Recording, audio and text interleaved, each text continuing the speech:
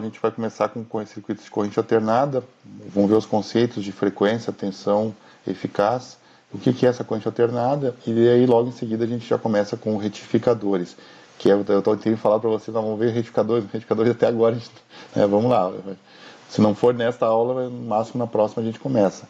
Então, circuitos de corrente alternada, deixa eu pegar aqui.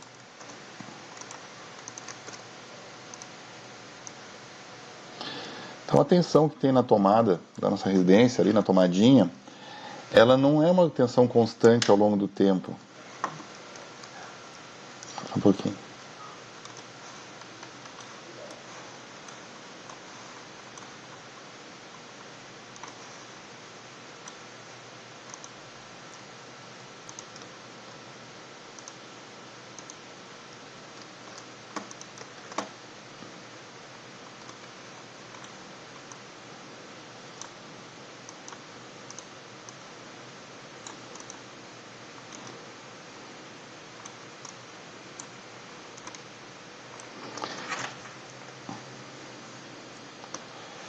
Então, não é uma tensão constante ao longo do tempo.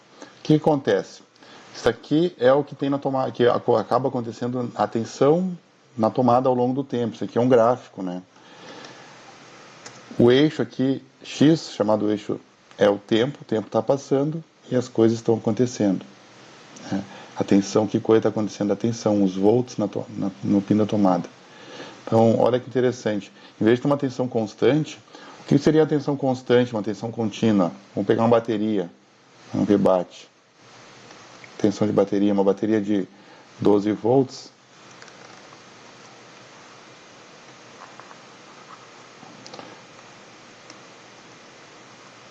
Passa o tempo. Tem 12, tem 12, tem 12. Tem sempre 12. É uma linha horizontal. Passa o tempo e eu tenho sempre 12 ao longo do tempo. Passa assim, os segundos, os minutos, as horas, os dias, os anos, tem sempre 12 volts. É claro, a bateria carrega, descarrega, mas num certo intervalo de tempo eu tenho uma tensão constante na bateria, uma fonte. De pegar a saída de um carregador de celular, 5 volts, passa o tempo, tenho 5 volts. A bateria tem 12 volts. Isso é corrente contínua ou tensão contínua, no caso aqui. Se a gente olhar a tomada da rede elétrica, os volts ficam variando ao longo do tempo, a tensão sobre a tomada, entre os dois pinos. Tem 3 pinos da tomada, a gente já tem terceiro de pino de terra, que é de proteção, né? Mas ali é outra história. Mas entre os 2 pinos, vamos dizer assim, vivos, né? Tem um pino que vai dar choque, que é o pino de fase, e outro pino neutro, um circuito monofásico. Mas enfim, entre os 2 pinos da tomada, eu tenho uma tensão variando ao longo do tempo. E ela é assim, ela varia segundo um formato ou uma forma. Isso aqui eu vou chamar de forma de onda. Esta forma de onda é a forma de senoide ou senoidal, também forma senoidal, forma senoidal do formato. Vamos observar. Aqui nesse instante de tempo, aqui cada ponto aqui no eixo do tempo é um tempo. O tempo está passando para cá. Né? Aqui eu tenho 0 volts. 0. Aqui eu tenho, sei lá, 1, 2, 3, 4, 5, a tensão está subindo para valores positivos, até um certo valor máximo, que a gente vai chamar de tensão de pico, ou VP. Poderia chamar de Vmax, mas é a tensão de pico, VP. Chegou num valor máximo, claro que a tensão na tomada não vai subir para sempre, vai ter um valor infinito dos volts, né? Não vai chegar a um valor de pico V máximo. Aí começa a diminuir, segundo esta forma aqui, até chegar em 0. Aqui, em todo esse tempo aqui, eu tenho tensões positivas na tomada. Aí inverte a polaridade. Passou do 0, o tempo está passando, inverte a polaridade, ficam valores negativos. Começa a crescer em módulo, como se diz. Valores, o negativo dá o mesmo choque que o positivo, né? Qual é a diferença? O que é o negativo e o positivo aqui? Significa que numa tomada, daqui a pouco, nesse período, intervalo de tempo, eu tenho positivo num terminal e negativo no outro. Aí depois passou mais um tempo, inverte, fica negativo nesse terminal e positivo no outro, que é aqui, ó. Passou mais um tempo, fica positivo de novo, positivo aqui e negativo aqui. E fica trocando várias vezes por segundo. Então não faz sentido eu dizer que a tomada eu tenho um terminal positivo e outro negativo. Porque ele vai ser hora positivo, hora negativo, hora positivo, hora negativo. Eu estou invertendo assim, a polaridade várias vezes por segundo. Quando aqui eu estou positivo, eu considero que aqui é positivo. Então tá, então aqui esse aqui é o fio positivo da tomada. Então aqui é o positivo. Daqui a pouco vira negativo. Positivo, negativo, positivo, negativo. Professor, Então tem. Oi? desculpa atrapalhar, mas isso é só positivo e negativo, não fase neutra, né? Esta é a diferença de tensão entre os dois terminais. Um terminal vai acabar sendo terminal de fase e o outro é terminal de neutro. Mas não é essa inversão, né? Não isso. Isto vai acontecer entre os dois terminais. Se eu medir essa tensão ao longo do tempo, vai acontecer isso aqui. Por que fase e por que neutro? É um outro conceito. A fase é o terminal que dá choque. O neutro não dá choque. Por quê? Como é que eu levo um choque elétrico? Só fazendo um parênteses. O choque elétrico é a corrente que passa pelo corpo. Não importa o sentido, mas passou uma corrente pelo corpo, você vai levar um choque, né? Então, se eu fio o dedo no terminal de fase, mas uma pessoa aqui tem terminal de fase, enfiou o dedo. Eu não sei desenhar bonequinho, né? O cara está no solo. O cara foi lá e enfiou o dedo no terminal de fase. Da fase para o solo, vai circular uma corrente elétrica pelo corpo e a pessoa vai levar choque. O terminal de neutro, ele está no mesmo potencial da Terra, ou muito próximo. Então, eu não tenho diferença de potencial encostando o dedo no neutro em relação aos meus pés que estão no solo. A diferença de potencial é quase zero. Então, se eu encostar o dedo no neutro, eu não vou levar choque. Mas se eu olhar, se eu desconsiderar a questão do Terra e medir a tensão que existe entre um e outro, entre a fase e o neutro, vai ter exatamente isso aqui. A tensão variando ao longo do tempo. Hora positiva, hora negativa. Hora positiva, hora negativa. Oi. E, por exemplo, quando tem a Terra também, qual é a diferença dele com o neutro? Quando eu tenho fase neutro Terra, em algum momento a fase e o Terra vão estar ligados juntos. Às vezes é lá na entrada da edificação. Aí tem todo uma teoria ali de circuitos de baixa tensão, circuitos elétricos. O Terra é um fio verde, normalmente, ou verde com amarelo. Ele está ligado, enterrado no chão mesmo, em algum momento, com uma haste de cobre e tal. Então ele vai garantir que ali vai ter 0 volts. O neutro é para estar... O neutro é para estar no Terra. O neutro é para estar no Terra, mas não se garante 100%. Agora no neutro não vai ter uma tensão, ou não deve ter uma tensão que vai te dar um choque elétrico. O que acontece? Em algum momento esse neutro vai ser ligado no Terra. Pode ser que seja ligado lá no transformador na rua, mas em algum momento vai ser ligado. O Terra, sim, o fio de terra da tomada, o terceiro pino, está sempre ligado no Terra, próximo da edificação. Então ali é um terminal de proteção. Qual a ideia do Terra? Se eu tiver um equipamento, uma máquina de lavar roupa, e eu ligo lá em 220, a minha fase neutra. Se acontecer uma falha de isolamento elétrico e esta fase tocar na carcaça da máquina, que é metálica, a pessoa pode encostar aqui para usar a máquina e levar um choque elétrico. Isso é muito perigoso, ainda mais porque é uma área molhada muitas vezes, né? Então o que acontece? Se pega esse terminal de terra e se liga na carcaça, em vários pontos na carcaça internamente, o fio. Significa que toda a carcaça da máquina vai estar no mesmo potencial do solo. Se uma pessoa for tentar usar a máquina, vai encostar na máquina, na porta, aqui no metal. Não é uma máquina pintada, isolado, mas bom, não sabe, né? Pode ter alguma parte que não foi isolada. Na verdade, aconteceu uma falha de isolamento elétrico aqui.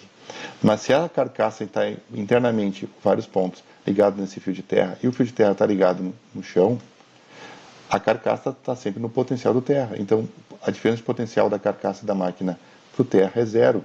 Sempre zero, garantido com o fio de terra. Desde, é claro, que a máquina esteja internamente o fio de terra ligado na carcaça.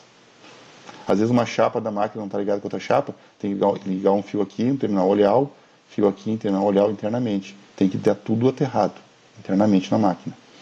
Aí a pessoa vai encostar, vai ter sempre 0 volts.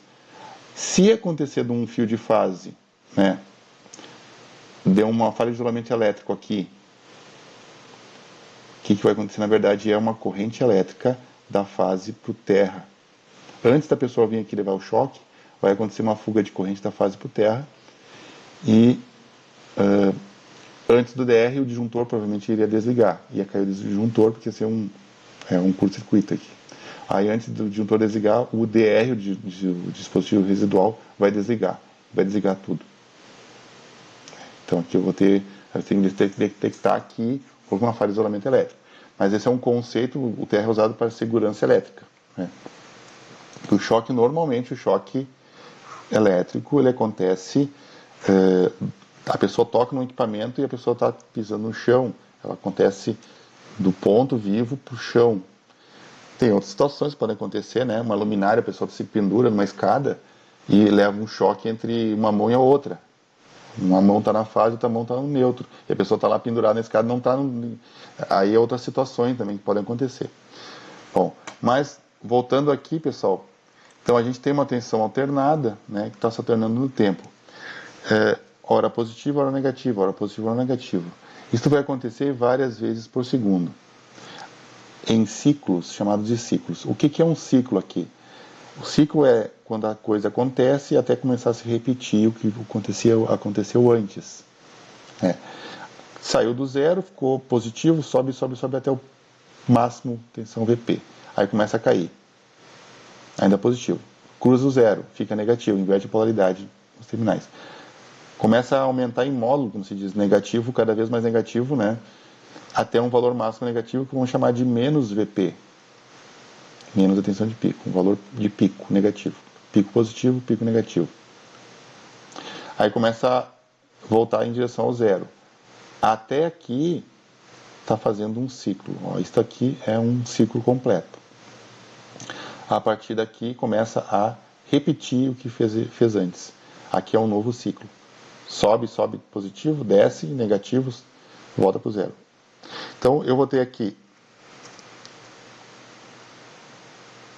um ciclo. Aqui eu tenho outro ciclo. E aqui eu tenho outro ciclo. Neste gráfico eu tenho 3 ciclos representados. A gente tem que olhar um ciclo mais de perto, né? Então o ciclo é todo aqueles eventos que acontecem até começar a repetir. A tensão sobe, desce, fica negativa, volta para o zero. Aí começa a repetir o que tinha feito antes. Então esse é um ciclo. Quantas vezes por segundo isso acontece ou quantos ciclos por segundo? Na nossa rede elétrica, 60 ciclos por segundo, ou CPS. Isso aqui, na verdade, é um termo que não é mais utilizado. Isso aqui bem antigamente se chamava CPS, abreviação de ciclos por segundo. Em vez de usar isso aqui, se usa Hertz, 60 Hertz. Hertz é o sobrenome, o famoso físico alemão Heinrich Hertz, que estudou os movimentos harmônicos periódicos. Ele chamou até ondas hertzianas. Ele não se limitou à tensão elétrica alternada, nem sei se tinha tensão alternada naquela época. Ele estudou, se eu jogar uma pedra num lago assim, não tem vento, a água está parada, e joga uma pedrinha, vai formar um padrão na lâmina da água, que é estas ondas senoidais. Então, as ondas hertzianas, a luz, o movimento de um pêndulo, tudo é num formato, né, senoidal. Então ele estudou de uma forma muito mais abrangente, como ele era físico. E aí, em homenagem a ele, depois se usou no Sistema Internacional de Unidades o Hertz, que é o sobrenome dele. Então, 60 Hz ou 60 Hz. Então, o tempo que leva para um ciclo acontecer é chamado, então, de um ciclo aqui, né? Período. Período. Então, um período é um quanto tempo leva para acontecer tudo isso aqui, de um ciclo? Quanto tempo leva para um ciclo acontecer? Então, tempo para um ciclo ocorrer. Qual é o período? Eu vou dar o período eu vou representar por um T maiúsculo. O período é igual a tantos segundos ou tantos milésimos de segundo, ms, milissegundos.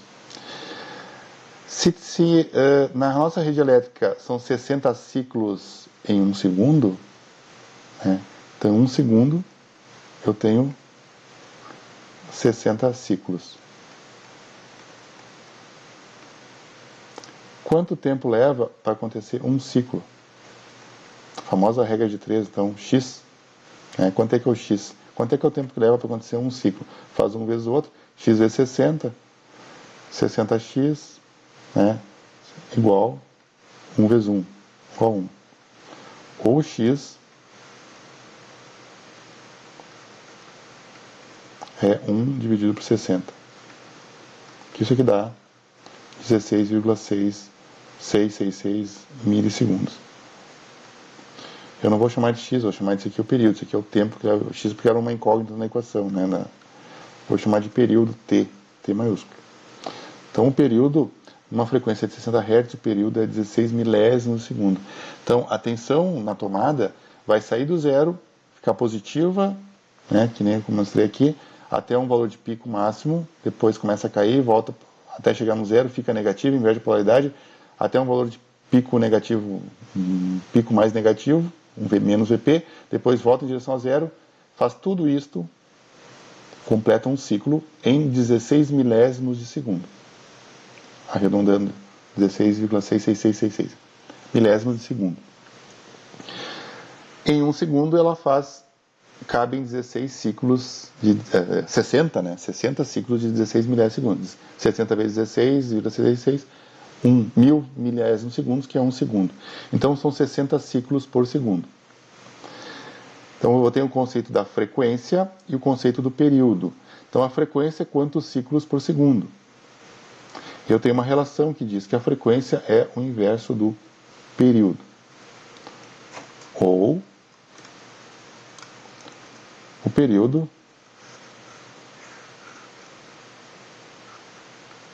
é o inverso da frequência.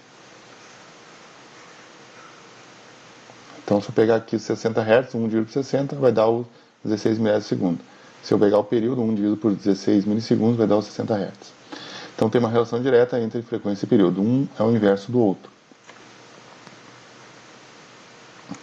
Perguntas aqui, pessoal? Dúvidas?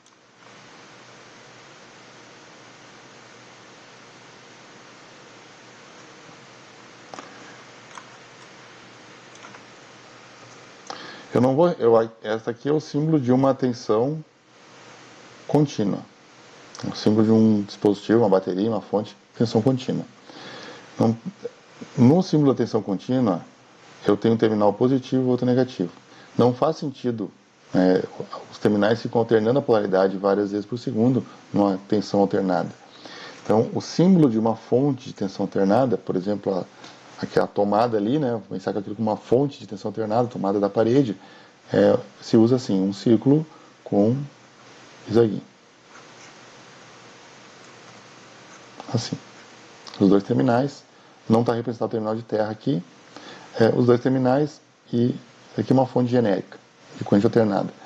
Isso aqui é para lembrar que é uma senoide, é a forma que a tensão varia ao longo do tempo, no formato de senoide. Eu vou colocar em cima disto um resistor, eu vou ligar um resistor na tomada. O resistor pode ser, por exemplo, um chuveiro elétrico. O chuveiro elétrico ele é uma resistência elétrica, né? Um resistor é qualquer. Vamos botar um valor que o resistor 100 ohms. Né? Eu pergunto para vocês, vai circular corrente? O resistor vai esquentar? O que vai acontecer aqui? O que eu tenho aqui é uma tensão variando ao longo do tempo, conforme a senoide. Agora não tem mais uma tensão contínua, uma tensão constante. Eu tenho a tensão variando. em cima do resistor.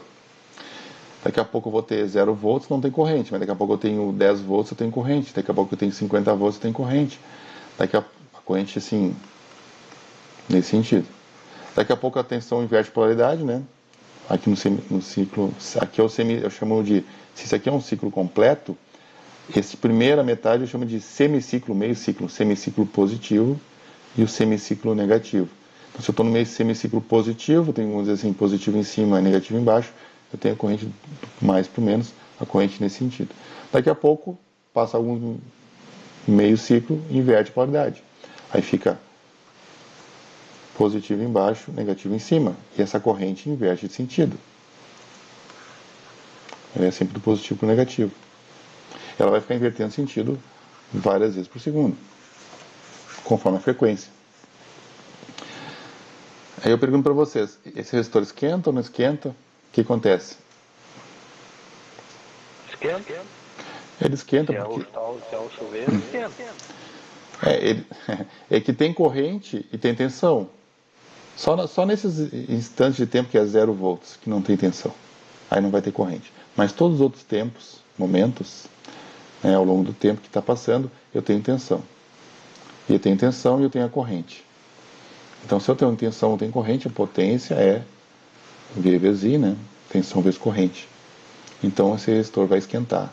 Vou dizer assim, é um calorzinho dele. Ele vai esquentar, ele vai ter uma potência. A gente pode até tentar calcular essa potência de uma forma gráfica. Aqui, vamos dizer assim, é mais complicado, né? Porque não é uma tensão contínua. Se fosse só, quantos volts tem aqui? Se fosse contínua, tem 12 volts, o resistor é tantos ohms. Aí a lei de Ohm dá tantos amperes, V vezes I, volts vezes corrente, dá tantos watts, acabou, está resolvido. Né?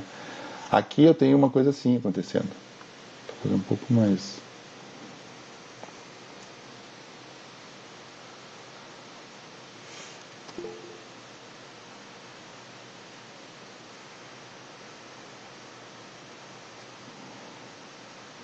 Eu tenho uma tensão variando. Opa.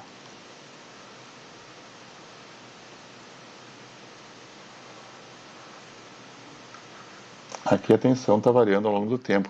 Essa tensão da fonte alternada está em cima do resistor. O resistor está em cima dele, tem essa tensão variando ao longo do tempo. Que corrente vai ter em cima do resistor? A gente vai fazer um gráfico aqui correspondente da corrente do resistor.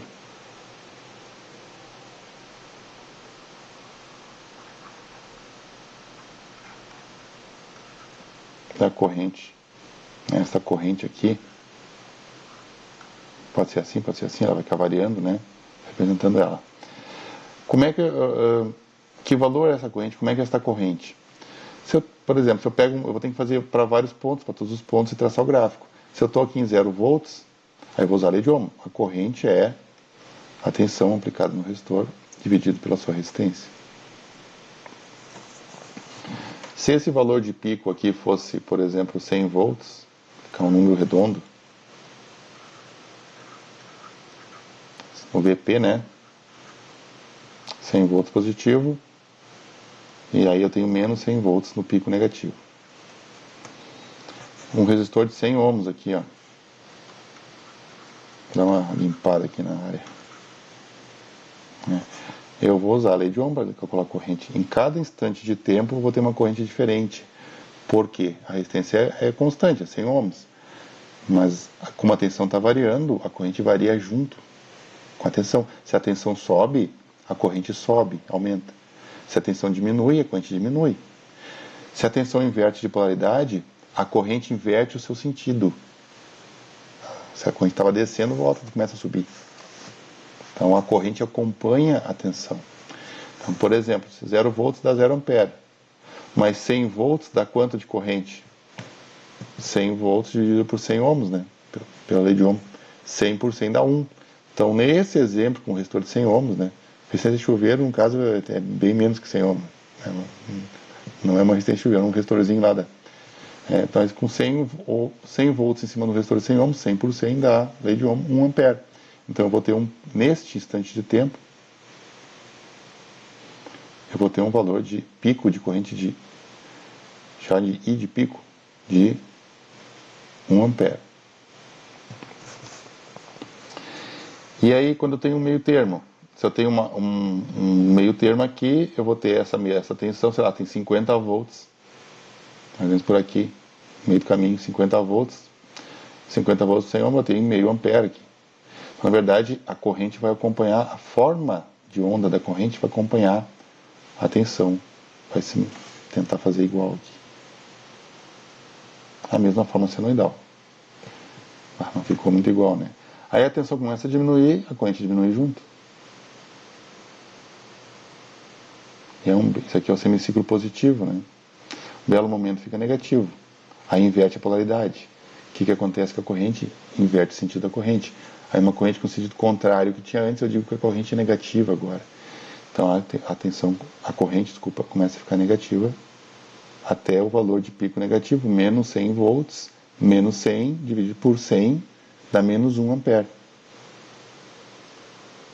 Uma corrente de pico de menos 1 ampere aqui. Mais 1 ampere, menos 1 ampere. E aí depois volta para zero. Então eu tenho correntes positivas, correntes negativas. A corrente está alternando sentido. Então a corrente, de certa forma não, ela acompanha a tensão para circuitos onde tem uma carga, que eu digo carga resistiva. A torradeira, o chuveiro, o forno elétrico, a lâmpada de filamento, cargas resistivas, a corrente está acompanhando a tensão. Isso não acontece em qualquer carga. Um motor elétrico não acontece. A corrente está um pouco defasada em relação à tensão. Aí é um outro, né, vocês vão ver a eletricidade 2, né, circuitos elétricos, circuitos capacitivos, indutivos. Para circuitos cargas puramente resistivas, como se diz aqui, a corrente acompanha a tensão, bem certinho. Então, se eu tenho uma senoide de tensão variando ao longo do tempo, eu vou ter uma senoide de corrente variando ao longo do tempo. Quando eu tenho 0 volts, tem 0 ampere. Quando eu tenho um valor de pico de tensão, eu tenho um valor de pico de corrente. Claro, aqui é tensão, volts, aqui é corrente em ampere ou miliampere. E aí vai depender da resistência, do valor da resistência, que é a continha que a gente fez aqui, lei de Ohm, né? E agora, a gente tem tensão e tem corrente. A potência é a tensão vezes a corrente. Tem tensão, tem corrente, tem potência. O que nós vamos tentar fazer? Vamos traçar o gráfico da potência. A potência em cima desse resistor, chamar de PR, potência do resistor, ao longo do tempo.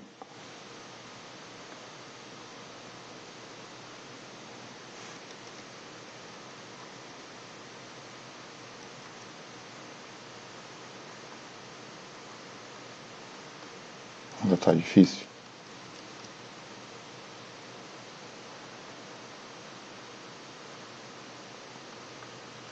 Tá.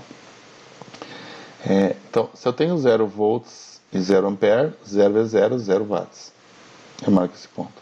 Se eu tenho 100 volts, 1 ampere, 100 vezes 1, que aqui é 1 vezes 1. Agora está nessa forma. Potência, tensão vezes corrente. 100 vezes 1, 100 watts. 100 volts vezes 1 ampere, 100 watts. Se eu tenho um valor intermediário aqui, eu tenho uma tensão, tantos volts, 50 volts, eu tenho meio ampere. Isto aqui vai acompanhar. Isto aqui não é mais uma senoide, tá? Uma senoide vezes a outra não dá uma senoide exatamente. O formato ainda é meio parecido, ela é mais embicado, né? Lembra a senoide, mas não é exatamente a senoide pura. Não, é um formato... Não é parabólico. Não é parabólico. Não, boa. Eu não sei. Desculpa, não sei. Quando eu não sei, eu digo. Nunca. Pode até que seja meio parabólico, sim. Porque é uma vez a outra, né? Pode ser sim, mas eu não tenho certeza aqui. Posso até olhar, pesquisar e depois eu respondo na próxima aula. Então, é um formato, não é uma senoide, isso é certo. É mais embicado. Mas ele lembra uma senoide, tá? Pode ser meio parabólico, sim. Vai lembrar uma senoide. E aí, belo momento, inverte a tensão, fica negativa, corrente negativa. Aí qual vai ser a potência aqui? Nesse pico negativo, menos 100 volts, menos 1 ampere. Vou ter que calcular a potência, vai ser menos 100 volts vezes menos 1 ampere. Quanto é que dá isto? Menos 100 vezes menos 1. Menos vezes menos dá mais 100 watts. Aqui eu tenho tensão negativa e aqui eu tenho também corrente negativa. Negativo vezes negativo dá positivo.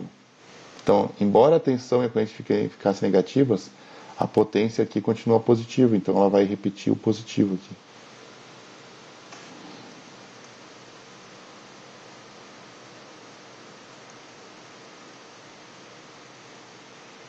Aqui é para ser exatamente igual ao anterior, né? Ficou bem igual. Então eu tenho uma potência sempre positiva. O conceito de potência negativa, ele existe. Não é o caso de tratar aqui na aula, mas o que é uma potência negativa? Vocês nunca devem ter ouvido falar, né? Potência negativa, a potência sempre positiva. O chuveiro é tantos 4.800 watts. Aquele carregador celular carrega com 15 watts. A minha torradeira é de tantos watts, é sempre positivo o valor. O conceito de potência negativa indica que aquele dispositivo, em vez de estar consumindo energia, está fornecendo energia de volta para a tomada. Então, uma potência negativa é isso, está fornecendo energia em vez de consumir energia elétrica. Então, existe esse conceito. Mas não é o caso de a gente tratar aqui nessa aula, né? Então, aqui a potência é sempre positiva. Agora, isso aqui vai esquentar, com certeza. Aqui é 0 watts, mas aqui já tem potência. Aqui tem um pico de 100 watts. Daqui a pouco aqui eu tenho 50 watts, volta para 0, mas aqui eu tenho mais 50 watts, 100 watts. Eu vou ter uma potência que vai variar ao longo do tempo. Mas esse resistor vai esquentar com certeza, o calorzinho saindo dele, né? Eu vou ter em cima dele, eu vou ter uma potência média. Então eu posso imaginar um valor intermediário, uma média aritmética de todos esses, que são infinitos valores de potência ao longo do tempo, né? Cada instante do tempo é uma potência diferente, porque é um contínuo, mas eu tenho algum valor aqui, potência associada, que é a minha potência média.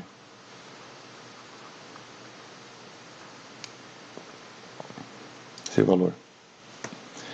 Esta potência média, né, está me representando o que acontece ao longo do tempo na média, que potência eu tenho na média ao longo do tempo com essa potência que varia desta forma. Para um chuveiro elétrico, esta potência média é a potência nominal de chuveiro. Se aqui fosse vamos tirar o resistor de 100 ohms, então, vou chamar isso aqui, vai ser o chuveiro agora. Um chuveiro padrãozinho lá, 4.800 watts. 5.800. Não é 4.800? Acho que é 5. É que tem de tudo, tem de 7.000. Vamos pegar um carro mais velhinho, de 4.800 watts. É a potência média que o chuveiro vai dissipar de potência, que vai consumir de potência e gerar calor para esquentar a água. Se a gente observar assim, a água não sai fria, quente, né? Imagina uma água esquenta, esfria 60 vezes por segundo. No caso aqui é 120 vezes por segundo aqui, né? Não faz isso, porque ela tem uma inércia térmica. Ela vai esquentar e vai ser uma temperatura constante. Existe a questão de esquentar a água, esquentar uma torradeira, esquentar um forno. Vai esquentar aquela massa e ela vai manter a temperatura, segundo essa potência média. Você não vai sentir a variação da temperatura, porque isso aqui é muito mais rápido que a velocidade de resposta daquela massa para esquentar ou esfriar. Daquele chuveiro esquentando a água, por exemplo. Então, a potência indicada numa carga, a potência do chuveiro, a potência da torradeira, a potência do forno elétrico, a potência de uma lâmpada ali, enfim, né, é a potência uma lâmpada tipo filamento, alguma coisa assim. Uma parte gera luz, a maior parte calor, né? Não estou falando de lâmpada de LED, né? Nem de lâmpada fluorescente, lâmpadas de filamento. Então, são resistências que a gente considera como resistências elétricas. Eu tenho uma potência ao longo do tempo, essa é a potência nominal do dispositivo, do equipamento.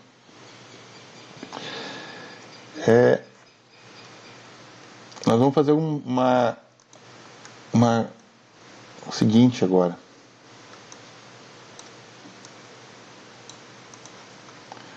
Vamos manter esse chuveiro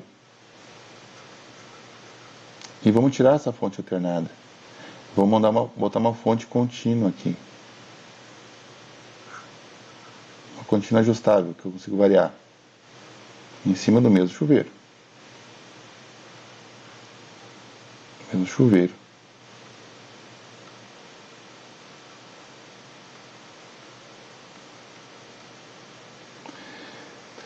Então agora eu não tenho mais corrente alternada, agora tem uma corrente contínua.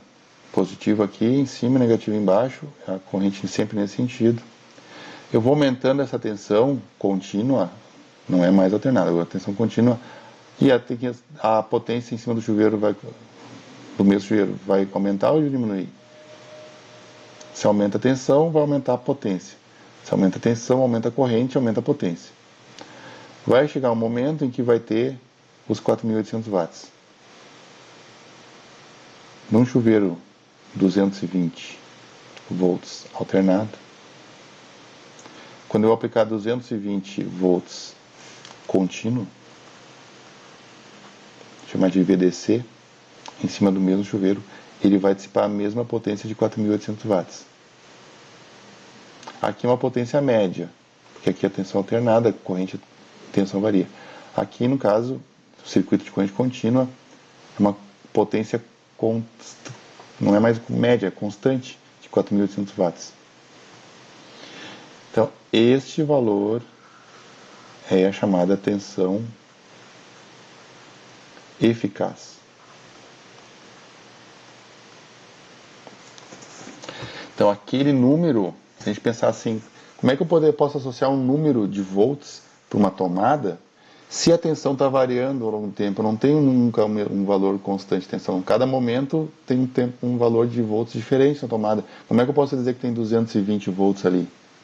Na rede Novo Hamburgo, São Leopoldo, 220. Porto Alegre, 127. Né? Como é que eu posso ter 220? Não tem 220 constante ali. Tem isso aqui, tensão variando.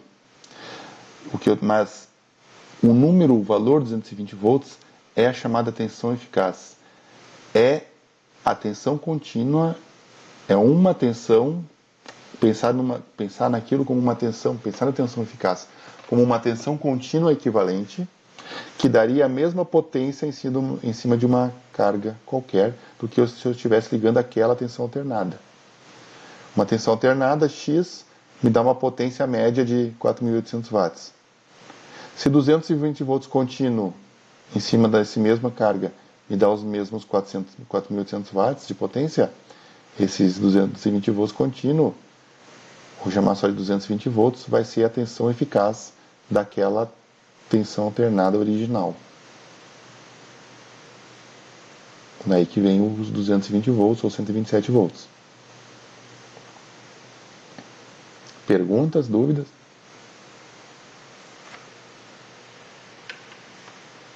Até com relação. Oi?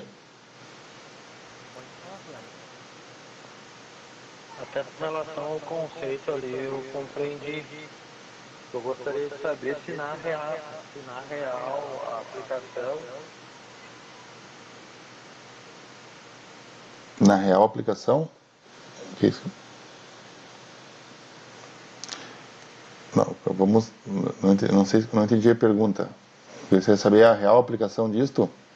Não, assim, se quando o conceito é mais conceitual, a parte da contínua, é para entender o que acontece na alternada. Uhum. E agora eu te faço é mais uma questão conceitual. Vamos ver se nessa situação, essa situação que tu apresentou aí, por causa dessa inversão, há uma perda em relação da alternada, uma aplicação real de 220 contínuo e 220 alternado. Há uma situação real, há uma diferença de potência? Não. Porque eu vou ter intervalo. Não. Com 220 alternado, eu tenho a tensão variando ao longo do tempo, mas eu tenho a potência média, no exemplo do chuveiro, que corresponde à mesma situação, à mesma potência que se eu tivesse 220 contínuo. Então é isso que representa a tensão eficaz. A tensão eficaz é uma tensão, vamos dizer assim, efetiva, é aquele valor.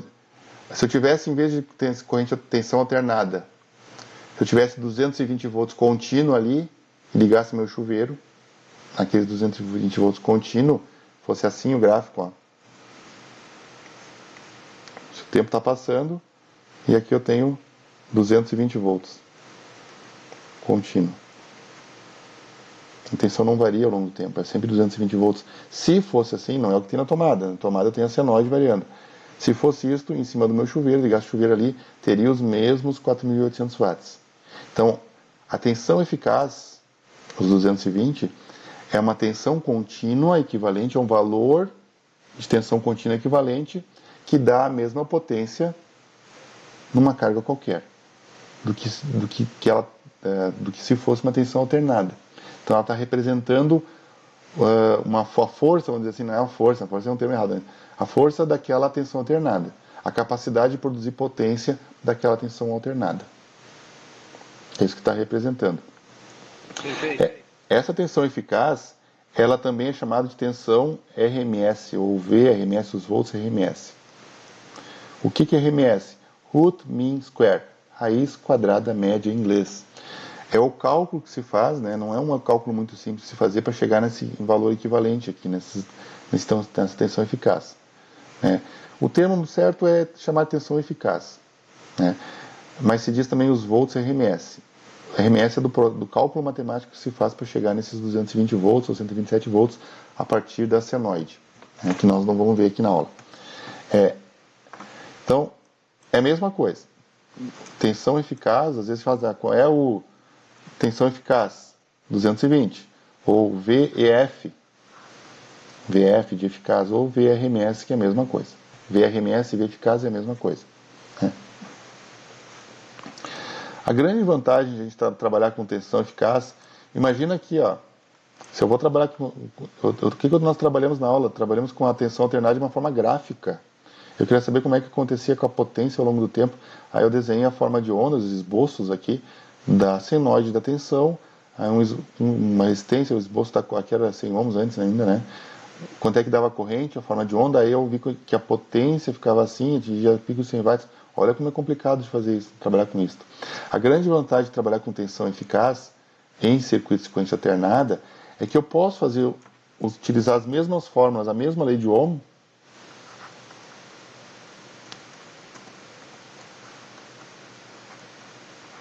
ou meu Deus, V e corrente é tensão por resistência, né? Ou eu botei as duas formas, P, V vezes I. A potência é tensão vezes a corrente, ou a corrente é tensão dividido pela resistência, pela lei de Ohm, da potência. Tem as outras fórmulas, né, que é igual a V ao quadrado dividido por R, ou RI ao quadrado vezes I ao quadrado. Né? Então, eu posso utilizar essas mesmas fórmulas para calcular a potência num circuito. Eu vou dar um exemplo. Se eu tenho uma fonte, vou fazer um exercíciozinho aqui, uma fonte de corrente alternada. Então, em cima do resistor de 100 ohms, aquele resistor de 100 ohms, não é mais o chuveiro. O chuveiro a gente já sabe que potência tem, é 4.800, no exemplo que eu dei. Aí eu tenho 220 VAC. Eu digo assim, 220 V igual 220 volts alternado. 220 VAC. E em cima de um resistor de 100 ohms. Qual vai ser a potência que ele vai dissipar? Eu vou usar a fórmula como se isso aqui fosse uma tensão contínua, como a gente já está acostumado a calcular. Olha que interessante. Qual vai ser a corrente aqui? A corrente é aquela senoide. Aqui eu também vou ter uma corrente eficaz, vou chamar de corrente EF ou RMS. Oi? Mas, por exemplo, a potência ela vai chegar, a média dela não vai ser a mesma da corrente. Vai ser a mesma? É a mesma? Sim, é aí que entra o conceito. É para isso que serve o conceito da tensão eficaz. Vamos fazer a conta aqui, ó. Ó, se eu tenho 220 volts alternado, eu vou ter uma corrente, eu vou usar a mesma fórmula. Isso aqui não é contínuo, é alternado, está variando o tempo conforme a senoide, mas eu vou usar como se fosse contínuo, como se fosse 220 contínuo. Aí tu bota 220, qual é a corrente? Tensão dividido pela resistência, 220 dividido por 100 ohms, né, VAC, 220 por 100, 2,2 ampere. Isso aqui é uma corrente, isso aqui não é uma corrente contínua, mas é uma corrente eficaz ou corrente RMS. Qual vai ser a potência no resistor? Vou chamar de PR, o resistor R aqui de 100 ohms. A potência vai ser V vezes I, 220, que multiplica 2,2 ampere. Vou calcular aqui. Eu também posso usar outra fórmula. V ao quadrado por R, 220 volts. Ao quadrado dividido por 100 ohms. Ou R ao quadrado, 100 ohms, que multiplica 2,2 amperes ao quadrado. Quanto é que dá isso? 220 vezes 2,2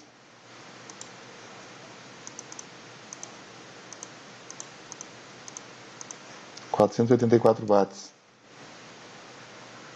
Para um chuveiro não serve, né? Não vai nem ficar morna a água. Vai ficar 484 watts. Aqui, 400, não precisa nem calcular, é o mesmo. Pode calcular para conferir, mas 484 watts. 484 watts. Tem que dar o mesmo valor no cálculo. Então, 220 volts alternado em cima de um resistor de 100 ohms me produzem 484 watts. Isso aqui não é uma potência constante, isso é uma potência média ao longo do tempo, porque a potência ela vai variar assim, ó. Mas a média tá ao longo do tempo 484 watts. Potência média. Então esta é a grande vantagem. Professor. Oi? Posso lhe fazer uma pergunta nos gráficos anteriores? Claro. Então, com relação ao que o senhor está falando aí, vamos dizer assim, a tensão, essa tensão de pico na corrente alternada ali, ela não é a tensão que a gente mede com o multímetro? Não. Quando aí só deixa eu terminar. Então, na verdade, o que a gente lê no multímetro é uma tensão média? Quando a gente vai medir a tensão na tomada, a gente vai medir 220, né, ou 127. A gente vai ler a tensão eficaz, a tensão RMS. Eficaz. Não é a tensão média. Tá. Então, o que eu quero lhe perguntar é o seguinte: não seria a tensão de pico essa tensão eficaz? Não, de forma alguma, né? Tá. Então, só para mim tentar entender o raciocínio. Então, na verdade, a tensão de pico seria maior. A tensão de pico é sempre maior que a tensão eficaz. Porque a tensão de pico é a maior tensão que pode ter. Oi? Agora eu entendi. Sim. Tá certo. Obrigado. Nada, obrigado. Então a tensão de pico foi bem interessante. Quem que fez a pergunta? Desculpa, quem foi o colega? Lucas Machado. Lucas, duas perguntas interessantes numa só, né? Bem interessante tua colocação. A tensão de pico ela é sempre maior do que a tensão eficaz, porque a tensão de pico é naquele instante de tempo que tem o valor máximo, é o pico, né? Se fosse sempre o pico, aí eu teria uma tensão contínua de pico ali, aí não tem mais uma tensão variando no tempo, quer dizer, a tensão eficaz é um valor sempre menor que a tensão de pico.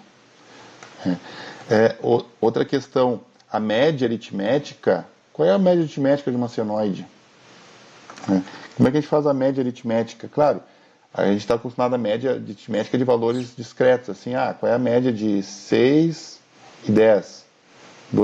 Soma um com o outro dividido por 2, né? 16, 10 mais 6, 16,8. A média é 8. 3 elementos, somos 3, divide por 3. 5 elementos, somos 5 valores, divide por 5. 1000 elementos, soma os 1000 valores, divide por 1000. Assim faz a média aritmética. Se a gente for fazer a média aritmética disso aqui, você teria que fazer de infinitos valores, né? Mas o conceito é o mesmo, o conceito permanece. Uma média de infinitos valores. Para cada tensão aqui positiva, para o 100 volts positivo de pico, eu tenho 100 volts negativo. Daqui a pouco eu tenho aqui 50 volts positivo, daqui a pouco eu tenho aqui 50 volts negativo. Daqui a pouco eu tenho bem aqui perto do zero, tem 1 volt positivo, eu tenho 1 volt negativo. Os positivos, se eu vou somar tudo, vou somar valores positivos com os correspondentes valores negativos. A soma dos valores positivos com os negativos vai dar 0. O semiciclo positivo vai cancelar o negativo na média aritmética. Então, a tensão média de uma senoide é 0 volts. Olha que interessante. Por isso que eu não posso usar o conceito de tensão de média aritmética nos volts da rede elétrica. Porque daí isso vai ser sempre 0. Quem pode perguntar? Quem quer perguntar?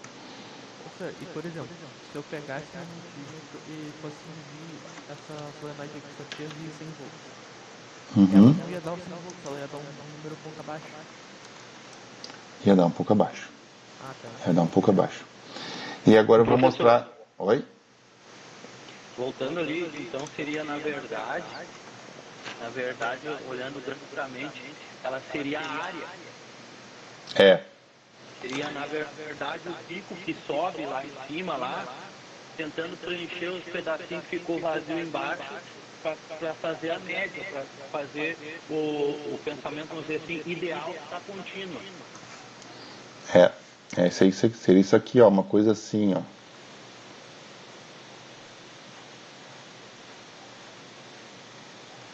A área desse semiciclo é a mesma área desse retângulo.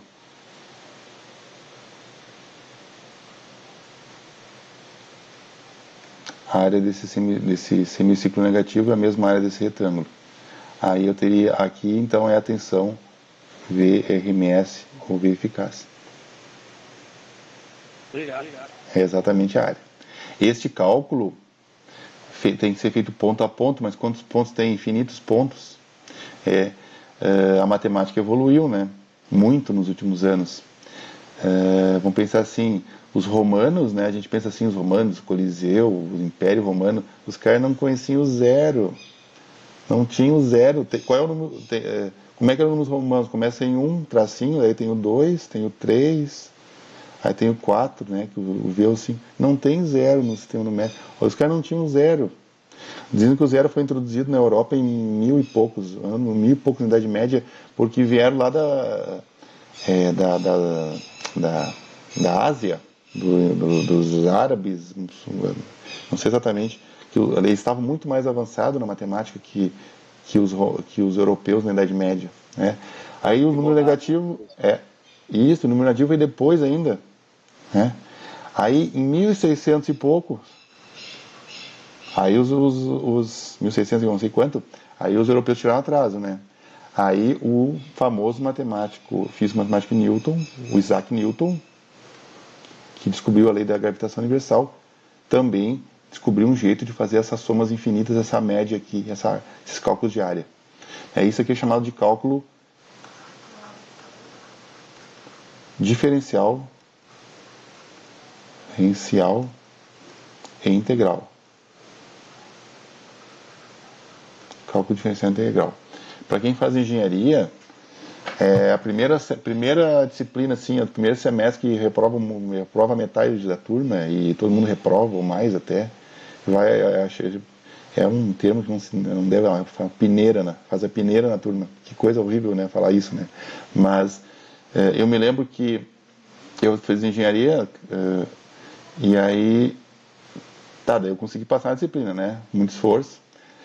De cálculo 1, depois vinha cálculo 2, aí tu passa no cálculo 1, daí tu vai, né? Aí vai, cálculo 2, cálculo 3, cálculo 4, quatro semestres, assim, só de matemática, né? Então, existe um desnível muito grande da complexidade, do que se aprende no ensino médio, em termos de matemática, para o que se aprende num curso de ciências exatas, por exemplo, engenharias, ou física, ou essas disciplinas de ciências exatas. E aí uma vez eu fui lá no campus, lá 2 anos depois, pegar uma nota de uma outra disciplina lá, que o professor ia publicar no mural, né? Não tinha internet naquela época, botar lá na porta da sala, e era o mesmo auditório onde tinha as aulas de cálculo. Eu vi uns alunos, um ex-colega meu, 2 anos depois, e o professor estava dando aula de cálculo e estava repetindo a disciplina, né? 2 anos depois. Espero que não aconteça aqui com eletrônica, né? Conosco, com vocês aqui. Espero nem com eletrônica, nem com nenhuma disciplina. O que eu quero fazer, estava fazendo um parênteses, então, né? Recordando assim. Então, o cálculo, a matemática evoluiu muito, então tem um jeito de fazer um cálculo de infinitos pontos. Aí o colega fez uma observação muito interessante, né? Esta área, na verdade, o cálculo dessa tensão média de infinitos pontos, ou somar infinitos pontos, dividir por um número infinito de elementos, isso aqui, na prática, é equivalente ao fazer um retângulo que me dê a mesma área que tenha desse semiciclo dessa senoide. Um retângulo aqui com a mesma área desse semiciclo dessa senoide. Aí eu tenho um valor, isso aqui é o chamado cálculo integral. Aí tem o cálculo diferencial e tem o cálculo integral. Um matemático chamado Newton e tem um outro matemático chamado Leibniz. O Leibniz não é tão conhecido. O Newton é mais conhecido pela teoria da lei da gravidade, né, gravitação universal, mas também pelo cálculo. Dizem que eles descobriram ao mesmo tempo, os dois levaram a fama de ter descoberto o cálculo diferencial e integral. Bom, mas voltando à pergunta anterior do colega, o valor de pico é sempre maior. Existe alguma forma de eu saber, eu sei qual é o valor RMS, é 220, qual vai ser o valor de pico? Então, vocês não estavam curiosos, qual é o valor máximo que tem na tomada, né? É maior que 220, sim. Existe uma relação, que é uma fórmula que a gente pode aplicar, que diz o seguinte. Vou achar um espaço aqui. Apenas para forma senoidal.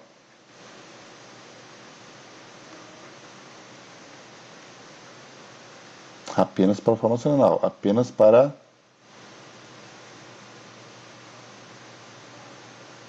senoide, ao longo do tempo. Tensão de pico. Pico positivo e pico negativo, mesmo valor, só que um positivo e negativo. A tensão eficaz, ou a tensão de pico, vai ser a tensão eficaz, chamada de VRMS, vezes a raiz quadrada de 2.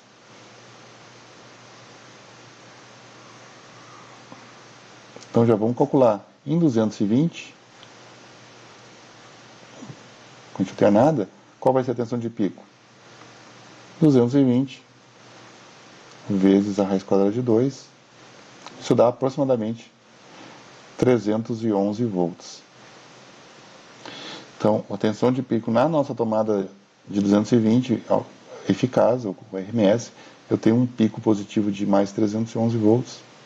É um número quebrado aqui, não dá bem, porque a raiz quadrada de 2 é um número quebrado. E pico negativo de menos 311 volts. Maior que 220.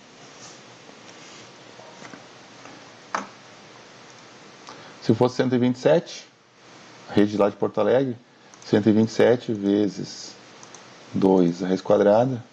Cadê a raiz quadrada aqui? 179, 180. Então, uma rede de 127 volts RMS, o pico positivo é arredondando aí 180 volts positivo e 180 negativo. Naquele exemplinho que tinha dado, vamos calcular então, que não fizemos nenhum exemplo hoje, na aula de hoje, que é muito conceitual. Quando eu tinha então um V de pico de 10 volts,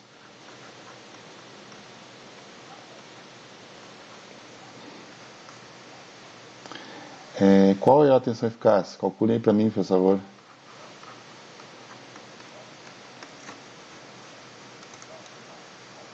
Vou botar a fórmula junto ali.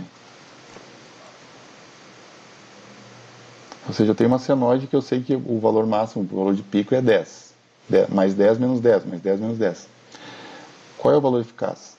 RMS, equivalente.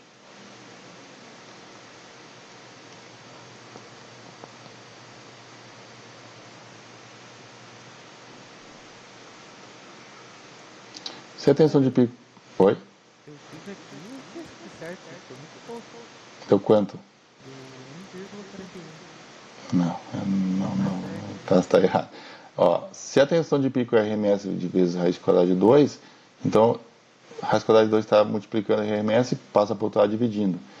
Então a tensão RMS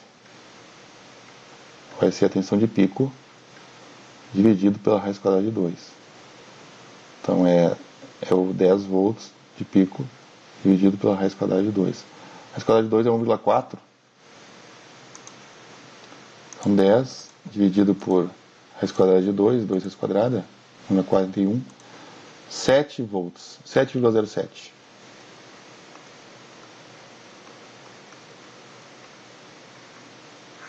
Então, se eu tivesse uma senoide com um valor de pico redondinho de 10 volts, aquela senoide, ela tem uma tensão eficaz de, arredondando aqui, 7 volts, 7,07.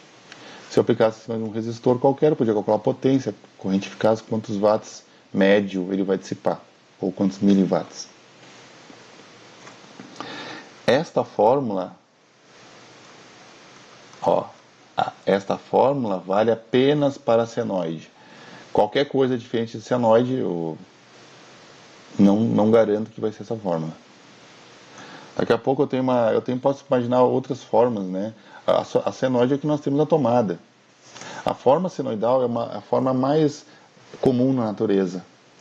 Quando eu estou falando, vocês estão escutando minha voz, as ondas sonoras da minha voz vai de 20 Hz até 20 Hz é muito grave, né? Uma voz comum, acho que é 1 kHz, 2, 3 kHz, uma voz um pouco mais aguda, um pouco mais grave, né? Voz feminina, masculina, muda um pouquinho a frequência. Mas assim, a voz é uma soma de várias frequências, são várias senoides se somando. Quando eu jogo uma pedra no lago, eu tenho uma senoide. A luz é um espectro de frequências no formato senoidal. Um pêndulo, né, vai descrever uma senoide no espaço. A senoide é a forma mais comum da natureza de acontecer.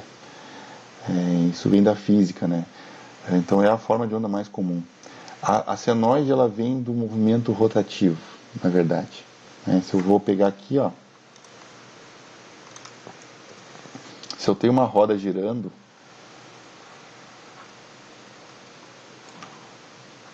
sentido horário, anti-horário, sentido que seja.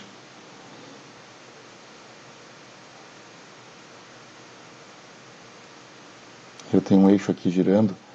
Se eu projetar esse eixo aqui, ó, tá girando aqui, daqui a pouco ele tá aqui, estava aqui, daqui a pouco ele vai atingir um valor máximo aqui, daqui a pouco aqui, ó, veio para cá, já volta para cá, ele vai descrever exatamente uma senoide. A projeção de um eixo rotativo no anteparo vai me dar exatamente uma senoide. Esse eixo é o rotor do gerador lá de Itaipu, que está girando, que a água está fazendo ele girar. A queda da água está fazendo ele girar. A interação dos campos magnéticos, né? Aí tem toda a teoria lá de geração, vai gerar uma tensão senoidal, porque é um movimento rotativo. Tem que pensar assim, um pêndulo, um relógio antigo de pêndulo, uma corda amarrada aqui, uma esfera, vem para cá até um deslocamento positivo máximo, volta, aqui é a posição 0 metros, um valor negativo máximo, positivo e negativo. Isso aqui vai descrever exatamente uma senoide. Movimento harmônico, movimento rotativo, tudo que for cíclico, harmônico, rotativo, vai ter senoide, né? Então é por isso que a senoide acaba sendo a forma mais comum da natureza. Que eu acho, pelo menos, acho não, com certeza, é a forma mais comum da natureza. Não é uma parábola, não é um semicírculo, não é assim um semicírculo, é uma senoide, é diferente. Não é um triângulo, poderia ser assim, ó. Não é quadrado, é uma senoide. Isso aqui, na verdade, é uma soma de senoides. Isso aqui é uma soma de senoides, diferentes frequências. É outra história, né? espectro, né? Quando eu estou falando com minha voz ao longo do tempo, a pressão sonora do ar, daqui a pouco é uma coisa assim, ó. Estou falando aqui. Aqui eu tenho uma frequência menor, aqui eu tenho uma frequência maior, tem uma soma de frequências, alguma coisa entre 20 Hz e 20 kHz, o ouvido humano consegue escutar. 20 kHz é um som muito agudo, 20 Hz é um som muito grave. Alguma coisa, a voz, sei lá, alguma coisa de 1 a 3 kHz, talvez. Chutando um pouco aqui, um pouco menos, nessa faixa aí.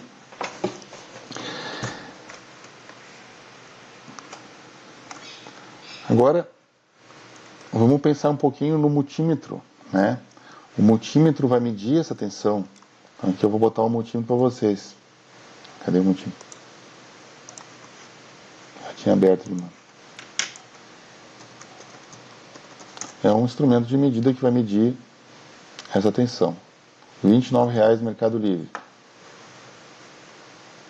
Para o multímetro é bem barato, né? Tem o frete também, né?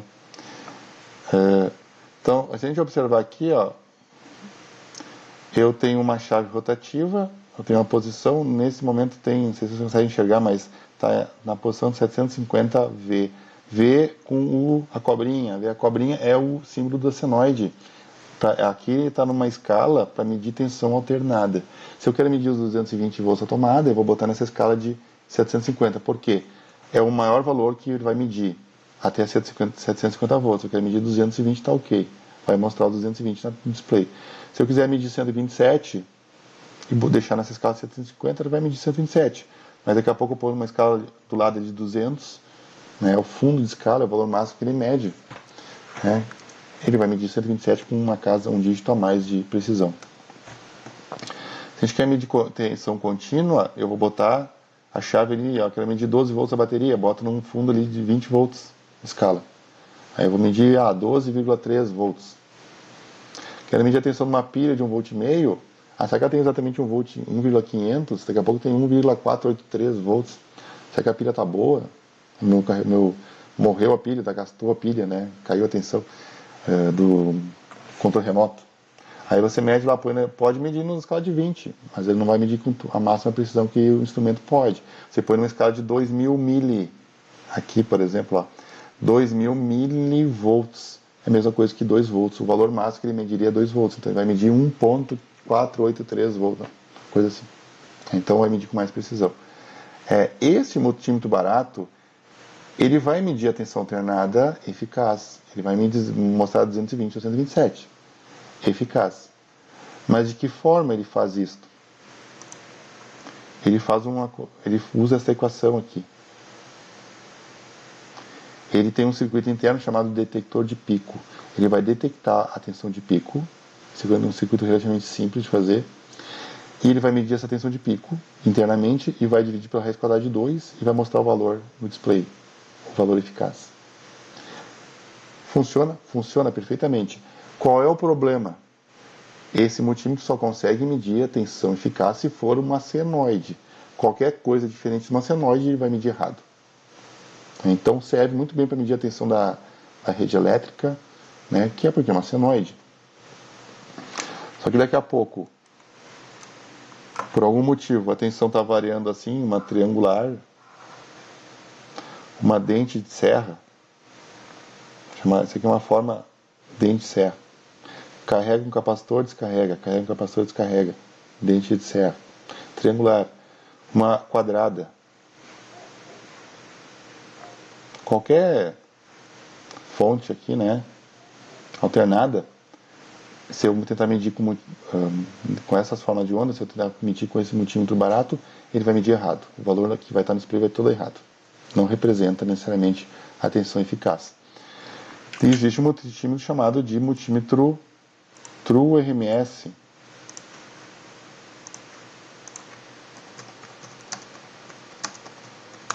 True é verdadeiro em inglês, RMS é verdadeiro. Olha o valor que vai. Ele vai de 30 pila, vai para 500, mil reais.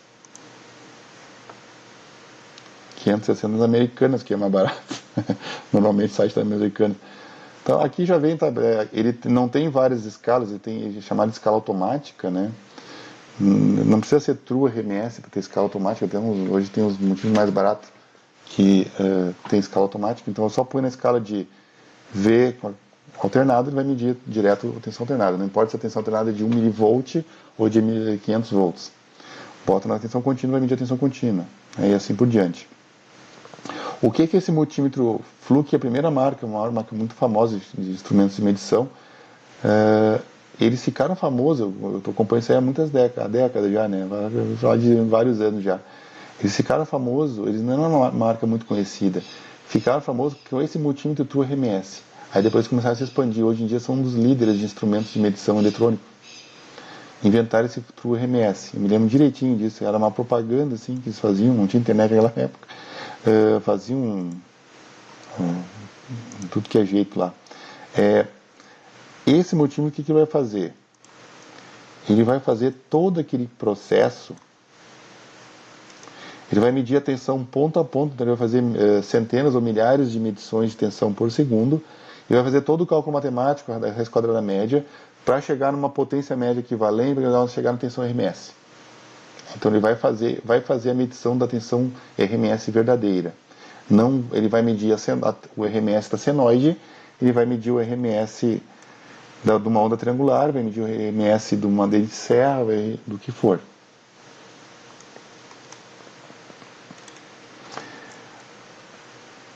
Tranquilo, pessoal?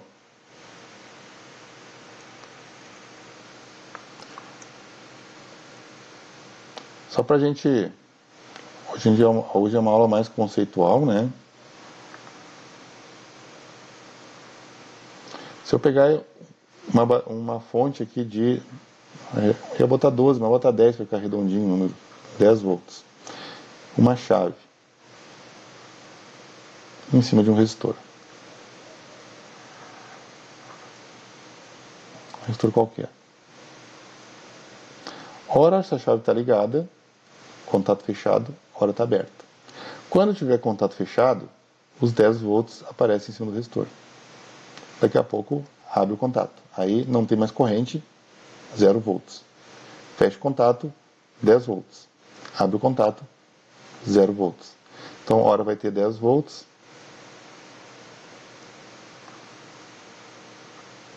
Hora vai ter 0 volts. Hora vai ter 10 volts.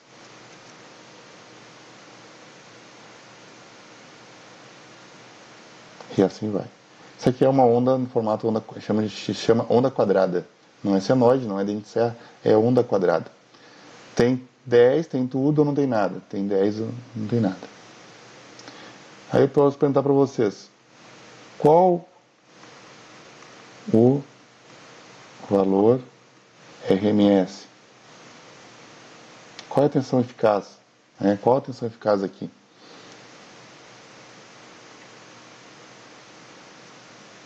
Alguém poderia chutar um valor aí? Será que é 5? Pensando pela área, seria metade. Será que é 5 volts? Não é 5. Na verdade, não sei quanto tempo não tem. Teria que ter, vamos dizer assim, o padrão. Eu tenho... mesmo tempo. Mesmo tempo que eu tenho, mesmo tempo que eu não tenho. Mesmo tempo. Mesmo tempo. Daí a área de cima ia completar de baixo e daí ia matar os 5 volts. Mas esse 5 volts, ele é a tensão média aritmética. Média aritmética. Ele não é a tensão eficaz. Por quê? Porque a tensão eficaz é a tensão, um valor de tensão que dá a mesma potência se fosse contínua. Se eu colocar isso aqui em cima do resistor, vai dar uma certa potência média. Por que não é a média aritmética? Porque assim, quando eu aumento a tensão, a potência em cima do resistor é a tensão ao quadrado dividido pela resistência. O resistor não varia, é um certo valor, sei lá, 100 ohms.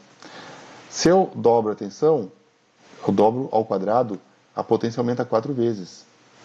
Se eu tenho 10 volts e vai para 20, a potência aumenta 4 vezes, não aumenta o dobro. Se eu triplico a tensão de 10 para 30 volts, a tensão aumenta ao quadrado, aumenta 9 vezes. Então, o que eu estou interessado no final é ter uma tensão contínua equivalente que me dá a mesma potência. Pelo fato da tensão ser ao quadrado da resistência, eu não posso fazer média aritmética, não é 5. A tensão eficaz aqui, nesse caso, o valor RMS, é 7,07 volts.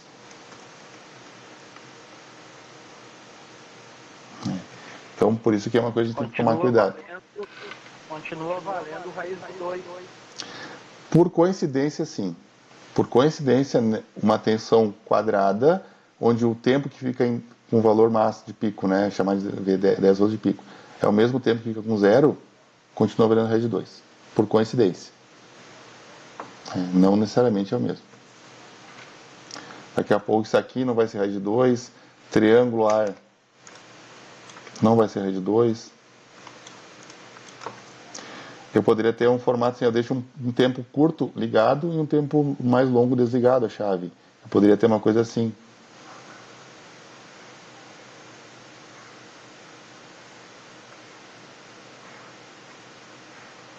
Ao longo do tempo, né? E aqui 10 volts. 10 volts, um décimo, 10% do tempo, 10 volts.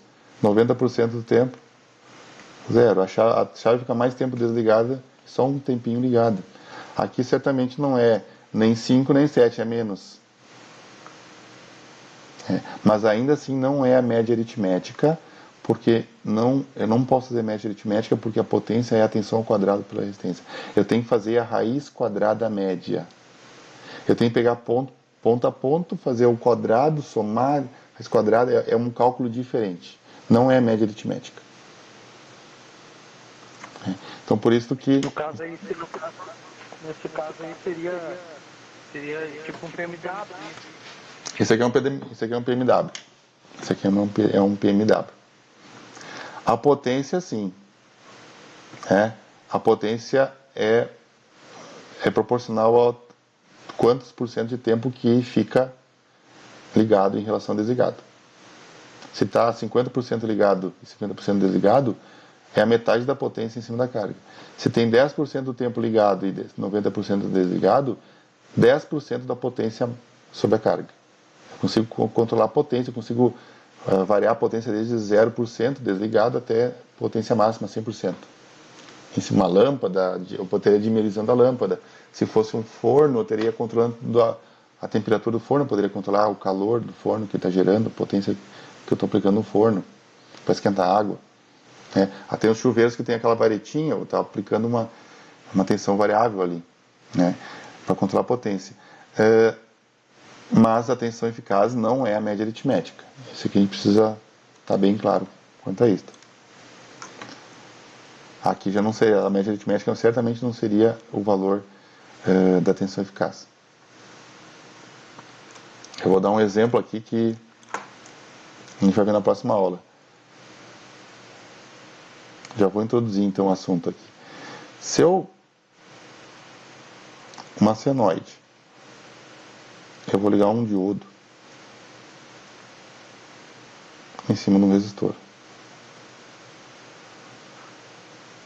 Um diodo. E aqui um resistor. Aqui um valor de 10 volts. Eu não sei o valor RMS, eu vou dizer que tem 10 volts de pico aqui. VP 10 volts, ou seja, é uma senoide, não sei o valor eficaz. O valor de pico é 10 volts. Mas é uma senoide. E um diodo e um resistor. Que tensão vai aparecer nesse resistor? O diodo no meio do caminho. Aí a gente tem que pensar assim. O que eu tenho aqui? Até vou comentar isso.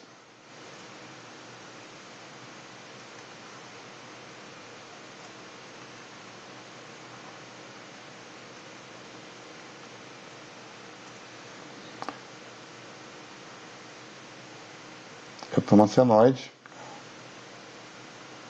Hora tensão positiva, hora negativa. Positiva, hora negativa. Estou aqui, né? Desse lado.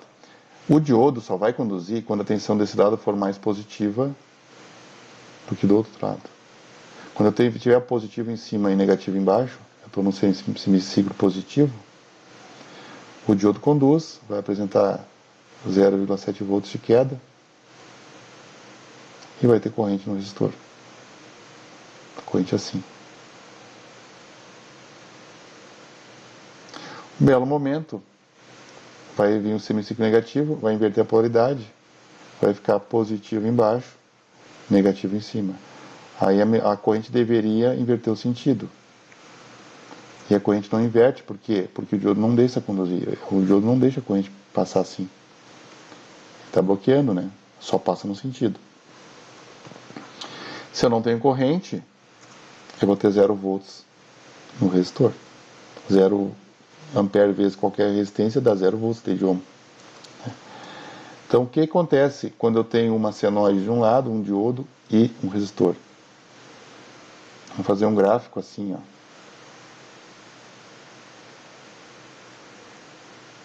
A fonte, tá,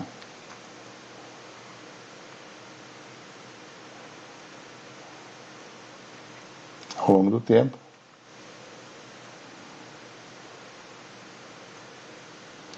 isso aqui é a tensão na fonte, no meu V, tensão V.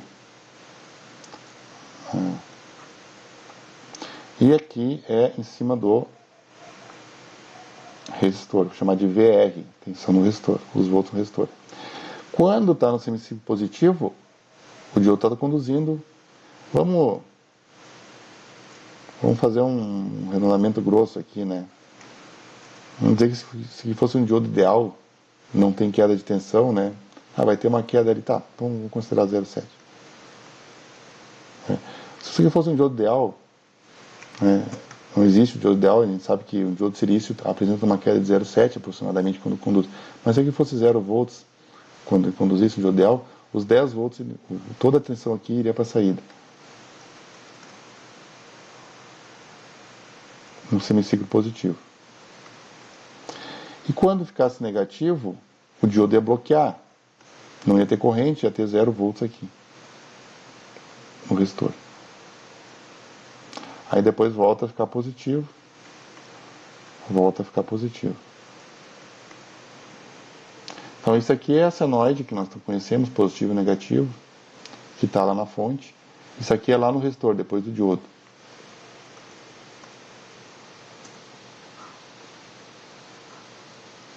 Depois do diodo. O semiciclo positivo passa para o resistor, o semiciclo negativo é cortado. E aí fica 0 volts. Esse circuito é chamado de retificador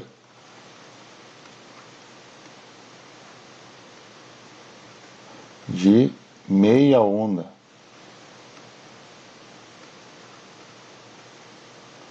Meia onda, ele só deixa passar metade da onda. Só os semiciclos positivos passam para o resistor. Os semiciclos negativos são cortados. Se aqui eu tenho 10 volts de pico na senoide, daí vamos supor que seria um diodo ideal, né? Eu teria 10 volts de pico no resistor. Claro, daí se eu considero um diodo que está conduzindo com 0,7, aí é 10 menos 0,7, seria 9,3. Mas para a gente trabalhar com número redondo, vamos pensar, imaginar um diodo ideal, não tem, né, queda de tensão quando conduz. Para ter, eu quero fazer um cálculo de número redondo aqui, né, só por isso. Então aí o semiciclo positivo, ele vai passar descontando 0,7, um diodo real. Mas se fosse ideal, então passaria tudo para cá. Toda a tensão na entrada do semiciclo positivo passaria para o resistor. Passaria, porque o diodo está conduzindo. Aqui, o diodo está bloqueado, né? Não tem nada, 0. Volta a conduzir, depois começa a repetir o ciclo assim. Isso aqui é uma senoide, isso aqui é uma meia senoide ou meia onda. Qual A relação entre tensão de pico e tensão eficaz na senoide é aquela forma que a gente conhece. Tensão de pico, a tensão eficaz, né, ou tensão de pico, chama de RMS, é a tensão de pico dividido pela raiz quadrada de 2. Tensão de pico é RMS vezes a raiz quadrada de 2, ou a tensão RMS é o pico dividido por raiz quadrada de 2. Aqui não vale mais a raiz quadrada de 2. Aqui eu tenho menos potência média ao longo do tempo, porque aqui eu não tenho nenhuma potência, metade do tempo eu não tenho potência.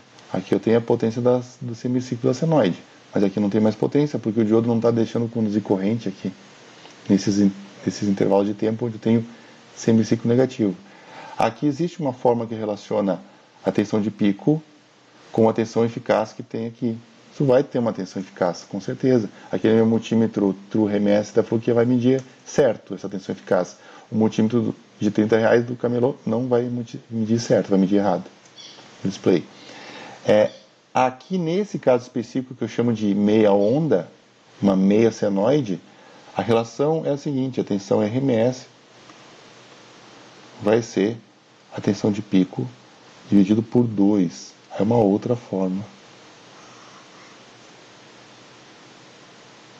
Então, uma senoide com uma tensão de pico de 10 volts me dá 10 dividido por raiz quadrada de 2, 7 volts, 7,07 volts de tensão eficaz. Uma meia senoide com 10 volts de pico, menos 10 volts de pico, por isso eu pensei no diodo ideal para não ficar confundir aqui, vai me dar, quanto é que daria eu ver a RMS aqui? 10 volts dividido por 2, que dá 5 volts. 5 volts. Então, esta meia onda tem uma tensão eficaz de 5 volts, com um pico de 10. Esta senoide, com o mesmo pico de 10, tem uma tensão eficaz de 7, maior. Mas vocês estão vendo que não é proporcional, não é média aritmética aqui, porque a potência que média é a tensão ao quadrado. Então, se eu aumento um pouco, não aumenta na mesma a tensão, não aumenta a potência na mesma proporção, eu aumento ao quadrado, de forma quadrática. Dobrar a tensão aumenta 4 vezes a potência em cima. É por isso que a gente fala 110, né? 127 no caso. Mas pensar assim, 110 para 220, dobrou a tensão. Se eu ligar, eu vou queimar o equipamento. Eu não vou queimar só porque dobrou a potência. Vai quadruplicar a potência em cima do equipamento. É uma torradeira que era de 1000 watts. Se fosse 110 para 220, eu vou ligar em uma torradeira 110, então 1000 watts. Se eu ligar em 220, ela não vai dissipar 2000 watts. Ela vai dissipar 4000 e ela vai queimar rapidamente. 4 vezes maior do que ela foi especificada para trabalhar. É por isso que é muito fácil é muito fácil queimar o equipamento ligando errado. De 110, 127 ligar em 220. Então, o que eu quero dizer para vocês é que mudou a forma de onda, muda o cálculo da tensão eficaz. Na próxima aula a gente vai falar mais sobre esse retificador, vamos voltar a tocar no assunto do retificador de meia onda, nós já vamos ver outros retificadores, onda completa, são 3 tipos de retificadores que a gente vai ver, então a gente vai avançando ali. Em relação ao que a gente viu hoje, esse conceito de retificador, perguntas, dúvidas?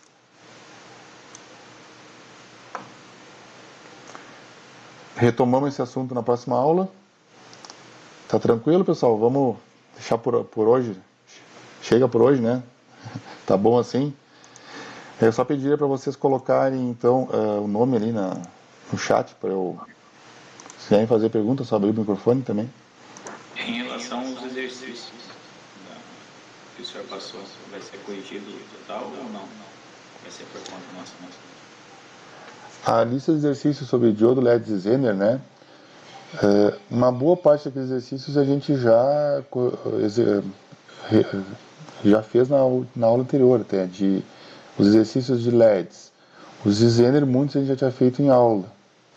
No atendimento hoje às 18h30 eu fiz uma boa parte da lista com o pessoal do dia, né? No mesmo horário ali.